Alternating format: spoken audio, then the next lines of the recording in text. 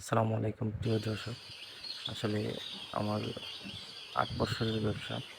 But একটা অভিজ্ঞতা হলো, আমি প্রথম প্যারাগনের বাচ্চা নিয়েছিলাম। ওই একদম ছোটো ডিমের বাচ্চাগুলো একদম ছোটো ছিল। তো অনেকটা বাচ্চা দুর্বল হয়ে যাইতেছে, বুঝে উঠতে পারতেছি না। তারপর কী করলাম, একটা দুর্বল বাচ্চাকে ট্রিটমেন্ট করলাম। আমি হাতের ফিঙ্গার দিয়ে পানি পান করালাম। তারপর মোটামুটি রেজাল্টটা ভালো হয়েছিল।